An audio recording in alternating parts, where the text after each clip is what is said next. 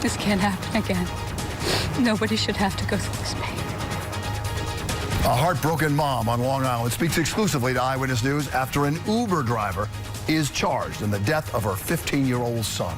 And good evening, everyone. At 6 o'clock. I'm Bill Ritter. And I'm Liz Chown. The Uber driver is charged with manslaughter in the death of 15-year-old Ryan Mullen. Prosecutors say the driver let the teenager car surf. That means riding on the roof of a moving car just for a thrill.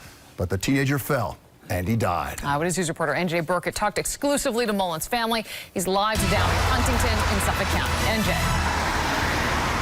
And Liz, they want answers tonight. Bad enough that the driver drove Ryan on the roof of his SUV at speeds of up to 30 miles an hour. They say even when Ryan hit the pavement, his head shattered, skull shattered. Driver never called 911. This can't happen again. Nobody should have to go through this pain. Janice Mullen and her husband Matt are devastated. Their 15-year-old son Ryan died from a traumatic head injury hours after he tumbled off the roof of an SUV driven by Danyal Cheema, a 24-year-old Uber driver. What if the driver was responsible enough to say no? It happened just after midnight on September 23rd, when Ryan and two other teens left this 7-Eleven in Huntington in Cheema's Toyota Highlander. Prosecutors say Cheema accepted $40 to allow Ryan and another teen to ride on the roof. Ryan fell and later died in his sleep at a friend's home.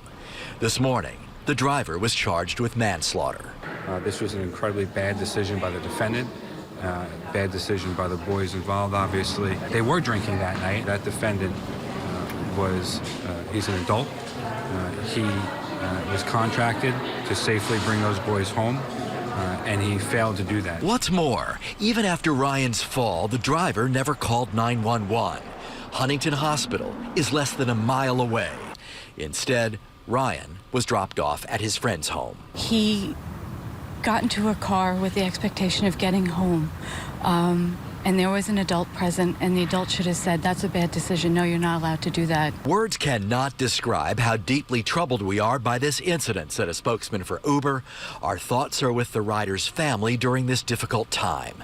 This driver has been permanently removed from the app.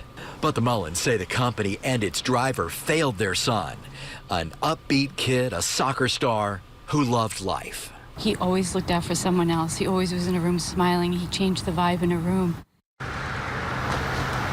Well, the Mullens say the community outpouring has been extraordinary. The driver, if he's convicted, faces up to 15 years in state prison.